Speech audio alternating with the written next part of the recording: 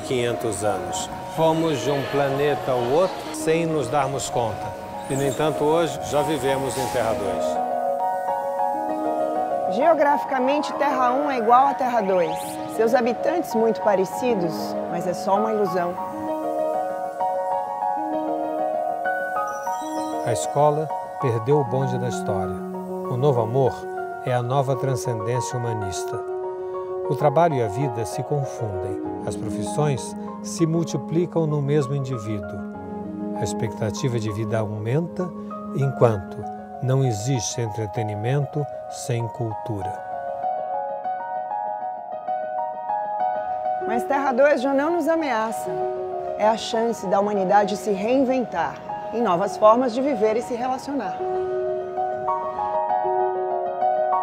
Terra 2 é também um novo programa que eu, Maria Fernanda Cândido, Que eu, Jorge Forbes, psicanalista, e a TV Cultura vamos trazer até você. prepare-se para habitar Terra 2.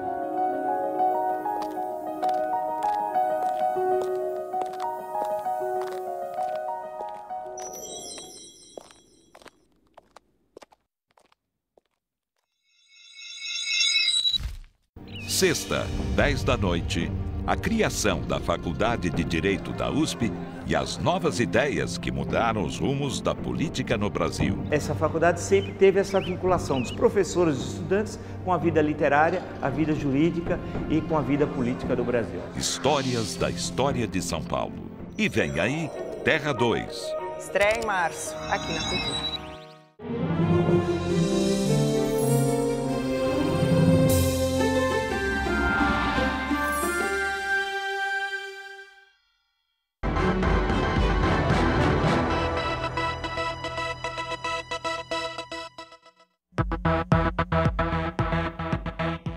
Olá, boa tarde. Em Goiânia, um caso vem chamando a atenção de especialistas nas áreas da saúde, do direito e da população em geral. Uma mãe entrou na justiça para obrigar o filho a fazer um tratamento que ele se recusa. Ela diz que, como mãe, quer que ele lute pela vida. Mas a quem cabe essa decisão? Há 1 ano e meio, José Humberto foi diagnosticado com uma doença crônica que impede o funcionamento dos rins. Ele não quer passar por um transplante. E depois de enfrentar longas sessões de hemodiálise para limpeza e filtragem do sangue, decidiu abandonar o tratamento, por considerá-lo doloroso e ineficaz. Eu vou ter que viver em uma máquina o resto da vida. E mesmo se eu usar transplante pode dar errado também. Pode negar, rejeitar e eu voltar para uma máquina de hemodiálise. Você não quer fazer transplante? Você não quer fazer hemodiálise? Não. Então fingir-se a morte. Você quer a morte? Mas é o único jeito. Até o dia que criarem órgãos sintéticos, sim. A mãe, inconformada, buscou a justiça e conseguiu uma liminar para dar continuidade à hemodiálise. O jovem é maior de idade, diante das leis, tem autonomia para decidir o que considera melhor para ele. O caso divide opiniões e levanta muitos questionamentos. A quem pertence a vida? E a quem cabe escolher como deseja passar os seus dias? E para falar sobre este assunto, recebemos o advogado Gilberto Bergstein, vice-presidente da Comissão de Biotecnologia e Biodireito da OAB aqui de São Paulo, e a médica Regina Parisi, presidente da Sociedade Brasileira de Bioética. Você pode participar da nossa conversa com perguntas e comentários, pode ser pelo Facebook e pelo Twitter. Os endereços estão na sua tela. Boa tarde, obrigada pela presença. Boa tarde. Eu que agradeço. É um assunto, toda vez que tem um caso como esse, né, similar, levanta polêmica, cada um tem uma opinião. Nós, olhando aí, né, a mãe querendo que o filho continue a fazer o tratamento, o filho se recusando, a gente, de certa forma, consegue entender um pouco o lado de cada um, mas é uma decisão bastante difícil, doutor. Especialmente para o juiz da causa, eu acho que é uma decisão extremamente complexa de tomar.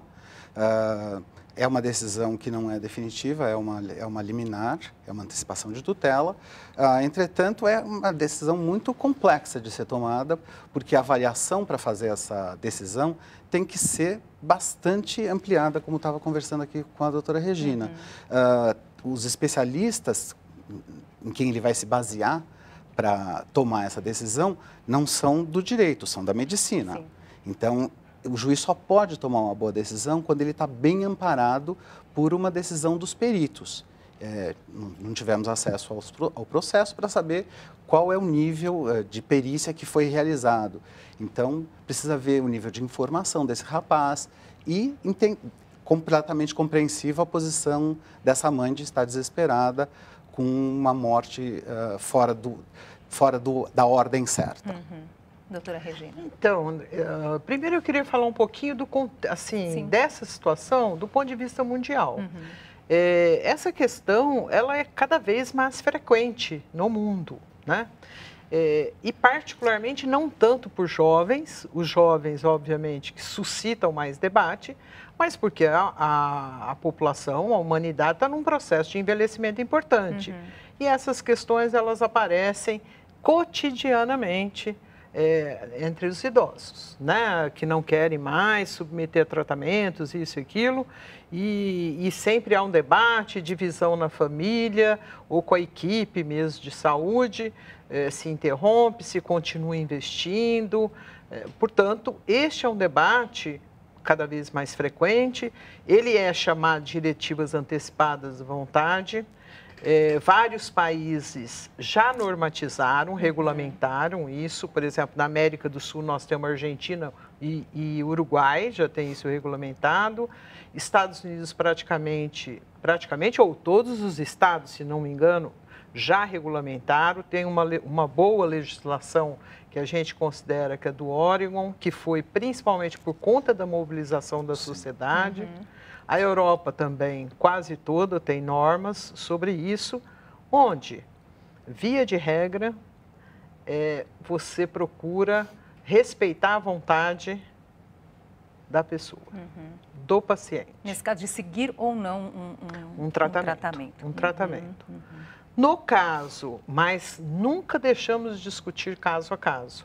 Porque este paciente, o grande debate, ele é jovem, ainda tem algumas perspectivas, e mesmo o transplante, o próprio diálise, o tratamento, às vezes com um tratamento mais adequado, um suporte psicológico, enfim. Eu também não quero fazer ilações, porque não acompanhei toda essa questão da equipe de saúde que está prestando serviço.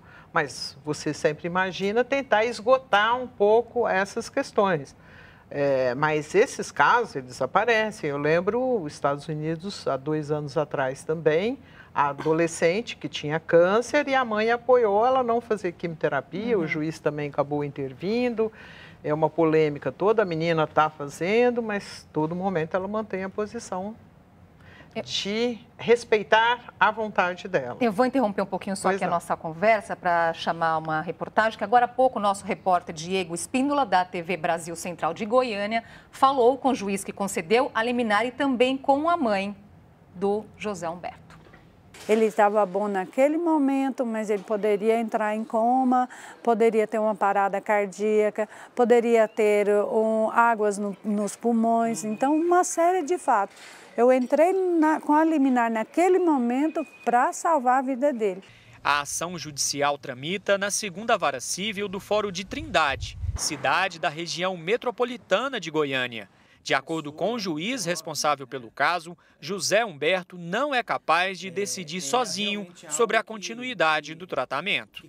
Concedi a liminar porque, segundo a perita do Tribunal de Justiça, uma psiquiatra, entende que ele tem total capacidade de entendimento, lucidez, mas ele não consegue se determinar de acordo com esse entendimento. Então, lhe falta determinação. Ele está consciente, sabe das consequências, mas que no momento ele não está em condições de tomar decisão por ele mesmo no que se refere ao tratamento de saúde dele. A decisão judicial que autoriza a mãe a decidir pelo filho é provisória. O magistrado também decidiu que o jovem deve passar por acompanhamento psicológico. O Ministério Público também vai ser ouvido no caso, para então o Poder Judiciário decidir o futuro de José Humberto. Para o juiz, é um dilema muito grande, porque você quer salvar a vida da pessoa, mas ao mesmo tempo você quer preservar a sua integridade física e o seu direito de ir e vir. Por isso que na minha determinação, determinei, mas sem o uso de força porque eu entendo que nesse momento seria pior para a situação do processo. Sem dúvida, como ele colocou, é uma decisão muito difícil para o juiz, né, doutor Gilberto? Aí ele coloca ali, porque nós devemos levar em consideração aqui que o rapaz é maior de idade, tem 22 anos, portanto, nesse sentido, pelas nossas leis, ele teria autonomia da decisão. Por outro lado, ele coloca que ouviu aí a junta médica que diz que ele não teria maturidade emocional suficiente para chegar a essa decisão. A decisão é terrível, não me parece que há uma melhor escolha aqui. Eu acho que é bastante complexo o direito se imiscuir na autonomia das pessoas. Me parece que a posição de defesa da autonomia, me parece também que é muito mais do que o direito de ir e vir. Na realidade, em última instância, está se decidindo a respeito da saúde e da própria vida desse rapaz, né?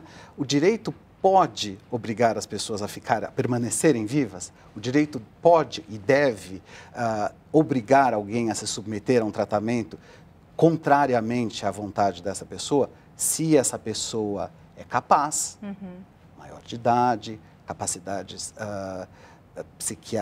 psicológicas, de cognição preservadas. O direito pode ir até aí e fazer isso de uma maneira cogente, pode obrigar alguém, é extremamente delicado. Só precisa ter uma boa avaliação, porque este rapaz precisa de todas as informações para fazer uma decisão, para tomar uma decisão informada. Ele só pode dar o consentimento dele para qualquer tratamento que seja o transplante, seja a hemodiálise, se ele estiver extremamente cientificado dos riscos que ele está correndo, se há alternativas para esse tratamento, qual é o prognóstico da doença dele. Ele tem que estar muito ciente disso tudo. Pela reportagem, parece que ele está bastante inteirado da situação dele, parece que ele entende, ele não parece alguém que não compreendeu a sua situação. Mas é um rapaz muito jovem ainda, ele tem 22 anos, ele precisa de um acompanhamento bastante intensivo, me parece, de uma equipe multiprofissional, seja de psiquiatra, seja de psicólogos, para poder tomar uma decisão bem fundamentada. Ele só pode consentir com base na informação exaustiva recebida. Doutora Regina. Então, os bioeticistas, nós, em geral, temos uma linha bastante pela autonomia, viu, Andressa? E o doutor Gilberto sabe disso. Nós preconizamos a questão da autonomia, até porque, principalmente quando você, além de bioeticista, é médico também, você sabe que é fundamental para o sucesso do tratamento você ter adesão do paciente. O paciente acreditar nas propostas que você está apresentando para ele, ele acompanhar esse processo para também ter uma melhor qualidade de vida, enfim. São vários fatores. Agora, como que é levado, como que é feito esse entendimento no caso aí, né, do José Humberto, que foi dito que ele não tem essa maturidade emocional, nesse momento não. Como é que se chega a essa conclusão?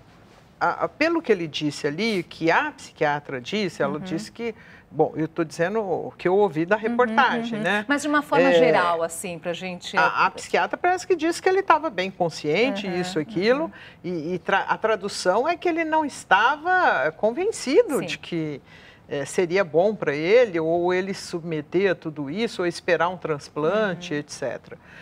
Nesse momento, o juiz já adotou algumas medidas. Eu acho que, como ele é jovem, o ideal era ampliar um pouco a equipe, discutir com ele, outros colegas novamente chamar, avaliar, fazer um processo de convencimento e das alternativas que ele tem na faixa etária dele.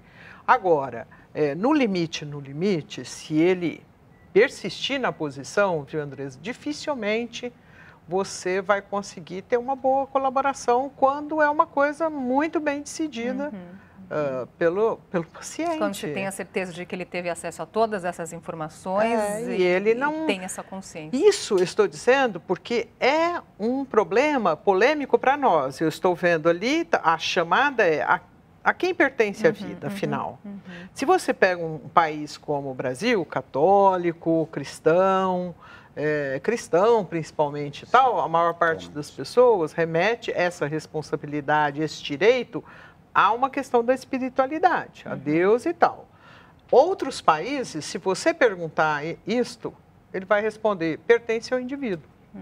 Concorda? Nós também temos uma questão do ponto de vista cultural também que está... Então, é compreensível no Brasil essa comoção. Não porque à ela toa, né, foi feita uma enquete pelo jornal Estado de São Paulo perguntando exatamente a opinião das pessoas sobre esse assunto. E para 46% das pessoas que foram entrevistadas, a mãe deve sim interferir para obrigar o filho a fazer o tratamento. Para outras 54%, o filho deve ter autonomia para decidir se quer ou não se tratar. Quer dizer, é um retrato bem dessa divisão aqui. Foi a pergunta feita aqui no... Exatamente. E eu gostaria só de falar ainda uma questão. Embora eu e o Dr. Gilberto aqui, como profissionais que auxiliam a sociedade nessa área, ou do direito, ou da bioética, mas essa questão, ela é da sociedade. A sociedade, em determinado momento, vai ter que decidir se nós vamos respeitar, vai ter uma lei que respeite o direito de decisão do paciente ou não.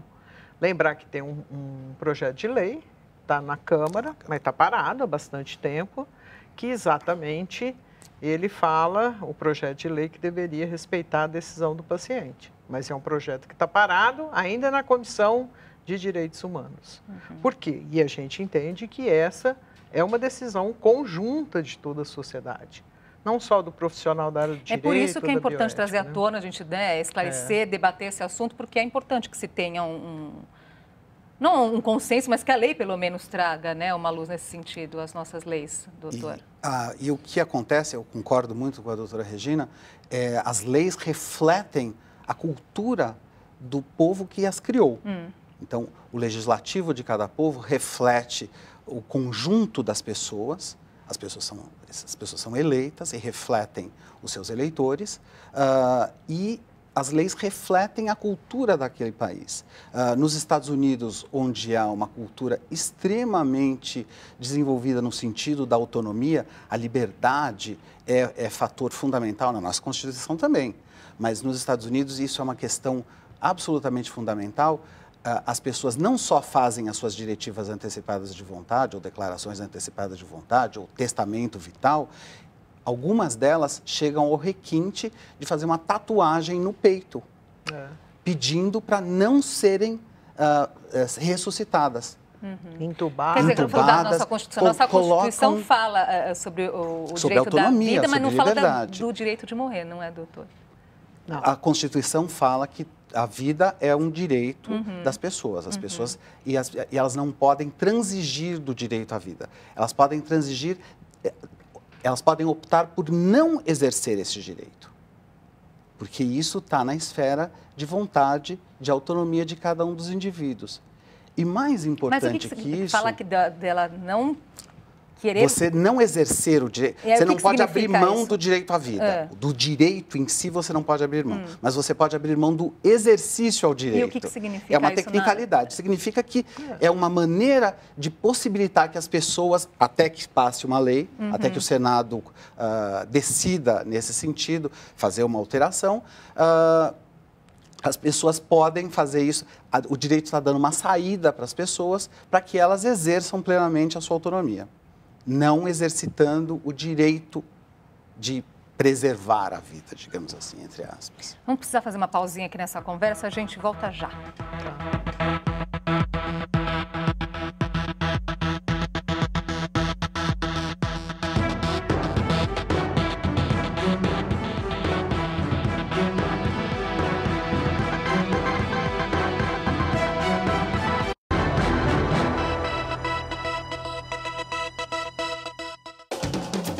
O Carnaval faz parte da identidade nacional e a TV Cultura entra na folia com uma programação especial para você. Sexta, 3 da manhã, a festa começa com Clementina de Jesus e Adoniran Barbosa no repertório popular. Sábado, a partir das 11 da noite, prepare seu coração. O ensaio te leva para Angola com Martinho da Vila. Uma coisa bem típica angolana é o conviver, assim, beber, comer, conversar. Vai ter a felicidade de ver um país melhor. O Mosaicos Musicais relembra a arte de Dona Ivone Lara e Aracide Almeida. A vedete Virginia Lane conta sua história no Vox Populi. Eu sou a boneca levada da breca. E Zeca Pagodinho enche o Imagem do Som com sua energia contagiante. Domingo no Mosaicos, a arte de Nelson Cavaquinho. Não faça vontade a esta mulher. A malandragem carioca no Samba na Gamboa. Só se for agora. Meu canto é pra valer. E para encerrar com chave de ouro, a embaixatriz do samba, Carmen Miranda, no Cultura Memória. É o canto do pregoneiro que com sua harmonia traz alegria em salsa americana. Carnaval na Cultura pega bem. João começou sua carreira aos 13 anos. Aos 18, já estava tocando lá fora. Ele e seu piano eram elogiados pelos jornais mais importantes. Em 2002, João teve que se separar da música por problemas de saúde. E você acha que isso fez seu sonho terminar? 2 anos depois, ele voltou aos palcos. Agora era maestro. A Ultra Farma cuida do maestro João Carlos Martins e de você. Ultra Farma, porque o show da vida tem que continuar. Olha, em mais de 25 anos dedicados à arte, eu tive a oportunidade de interpretar dezenas de personagens, tanto no teatro, como no cinema, como na televisão. E hoje eu estou aqui para convidar você para se tornar intérprete de uma história do bem. Por que é que você não ajuda as Casas André Luiz a continuar cuidando dos mais de 2.000 protagonistas de uma linda história de amor?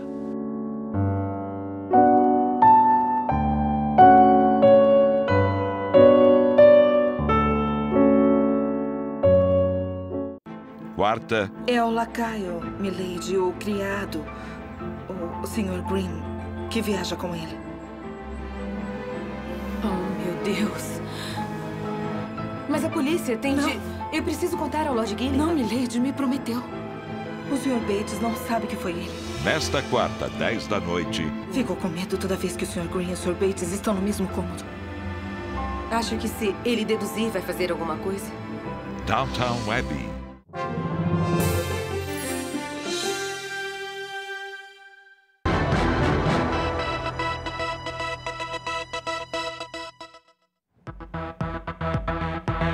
Já estamos de volta com o JC Debate. Hoje conversamos sobre o direito de escolha do paciente sobre a sua própria vida.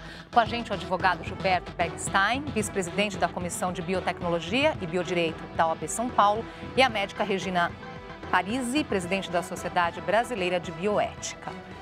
Aproveitar aqui esse segundo bloco para esclarecermos alguns pontos, né? Hoje, o que diz a nossa legislação nesse sentido? Existe a possibilidade de se fazer um testamento em vida, que é chamado testamento vital, para a pessoa decidir a que tipo de procedimento ela quer ser submetida ou não? É isso, doutor? É exatamente isso. Vamos esclarecer exatamente como é que isso funciona. A questão do testamento, chamado testamento vital, e que o Conselho Federal de Medicina colocou com a alcunha de diretivas antecipadas de vontade ou declaração antecipada de vontade. É um exercício de autonomia pleno. Enquanto eu estou capaz, eu consigo tomar minhas decisões a respeito do que eu quero ou não quero que seja feito com o meu corpo, em um momento que eventualmente eu não esteja mais capaz, eu determino, quero que façam todos os procedimentos, quero que se use todas as tecnologias, inclusive as que não existem agora, mas que podem ser criadas no futuro. E, do outro lado, eu posso decidir, não, eu não quero que a minha vida seja artificialmente prolongada, que o momento da morte seja artificialmente adiado. Eu quero que a vida siga o seu curso natural e que venha a morte no momento em que ela viria realmente sem a interferência mais agressiva da medicina. Eu posso determinar o que eu quero ou não que seja feito e eu também posso nomear um executor para essa vontade, porque muitas vezes a pessoa que faz a sua declaração antecipada de vontade pensa de uma maneira, mas a sua família pensa de maneira diversa. Então, ele pode determinar que a vontade dele seja implementada não por um filho, por uma filha, ou pela esposa, ou pelo esposo, mas que ela seja implementada, por exemplo, por um médico de sua confiança. Você pode fazer isso através de um documento no cartório, e você pode fazer isso através do prontuário, pedir que seja incluída no seu prontuário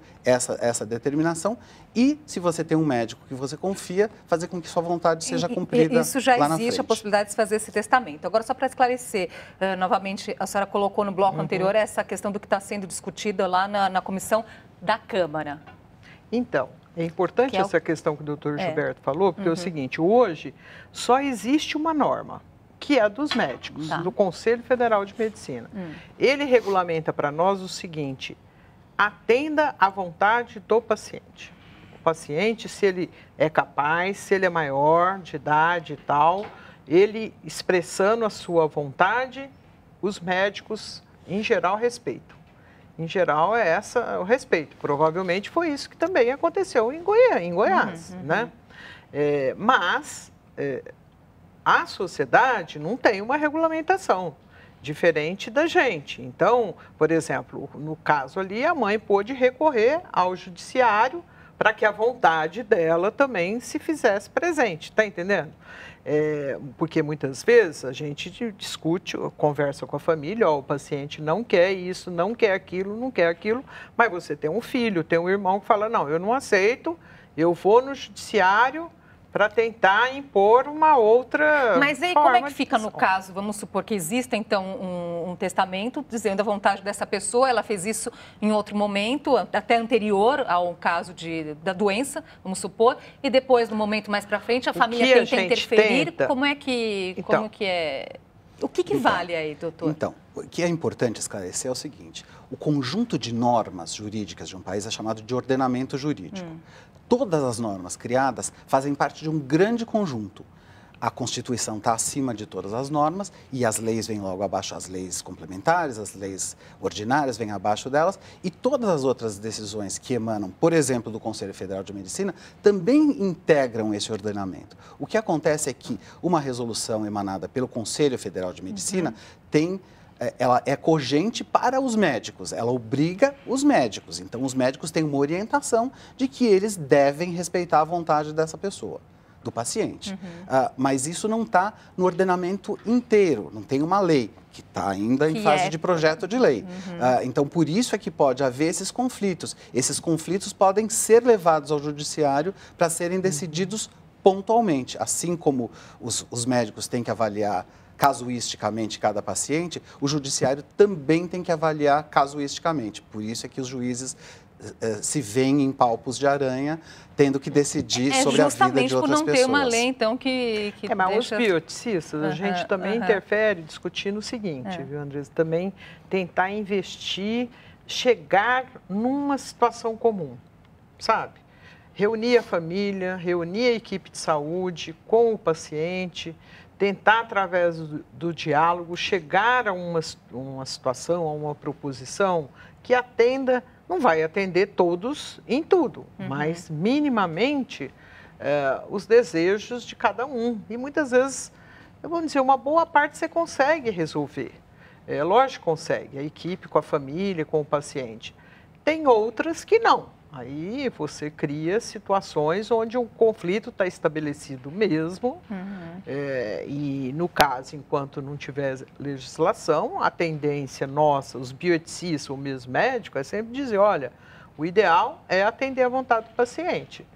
E você vê que o próprio judiciário também está ficando sensível, porque ele decide, mas sabe que é uma decisão provisória, concorda? Porque tem um limite você interferir na autonomia das pessoas, particularmente em situações desse tipo, que tem um comprometimento da qualidade de vida. São várias questões aí colocadas que você não está no lugar do indivíduo. Acho que então era a necessidade de se colocar no lugar do outro também. Lógico, exatamente. A questão da empatia e a questão de até onde o direito e o judiciário, em última instância, podem se intrometer, se imiscuir naqueles direitos que são fundamentais de cada um de nós, dos indivíduos, da minha liberdade, até onde o Estado pode ir. O Estado pode me obrigar a me manter vivo, o Estado pode determinar que eu seja obrigado compulsoriamente a me submeter a um tratamento. Esta é uma questão que cada vez mais está em pauta, as pessoas discutem e é uma questão com um debate muito caloroso, muito apaixonado, porque as posições são bastante divergentes e dá para se compreender as duas posições, mas eu acho que a tendência seria uma defesa maior, cada vez maior, da autonomia dos pacientes, a exemplo de outras legislações em outros países que já regulamentam isso. Em outros países, inclusive, a discussão vai muito além, né? Nós estamos aqui apenas colocando o que está sendo discutido no nosso país, que é essa possibilidade de decidir se a pessoa quer ou não se submeter a esse ou aquele tratamento. Em alguns outros países, vai além no sentido de que existe até o que é chamado de suicídio assistido, né, doutora Regina? A França, por exemplo, ela é bastante rigorosa nessa questão de diretivas antecipadas, viu, Andresa? Você entra num hospital hoje francês... O primeiro dia, além da anamnese, você fica um tempão ali escrevendo aquilo que você quer e não quer. E é rigorosamente cumprido. Você pegar a França, por exemplo, ela hoje tem uma experiência muito grande. Portugal, Espanha. Portugal, você vai no centro de saúde e deixa lá as suas diretivas antecipadas. Sabe? Então, há países que regulamentam, inclusive... como, por exemplo, a Holanda e a Bélgica, que determinam, e um cantão da Suíça, onde tem aquele instituto famoso, Dignitas, que regulamentam que eu posso ter acesso a um suicídio assistido. E a Bélgica é mais radical. A Holanda já tem essa legislação há algumas décadas. Né? A Bélgica deu um passo além e disse que não havia limite de idade. Ou seja, uma criança poderia decidir que aquela vida, aquela qualidade de vida não lhe interessava. O que me causa... Quer dizer que é o caso nem de seguir ou não com o tratamento, é de dar cabo à vida. Dar cabo à vida. O que me causa um certo espanto, porque será que uma criança de 12 anos, de 10 anos, está já perfeitamente formada e tem condições de tomar uma decisão dessa magnitude? Então, você veja que, dependendo da cultura do país, a legislação anda mais ou anda menos. Nossa, são muitos pontos aqui para conversarmos. Eu agradeço, a princípio, aqui a oportunidade, a presença de vocês aqui com a gente e até uma próxima. Nós também. Obrigada. Um prazer estar aqui. Obrigada pela sua companhia e boa tarde para você.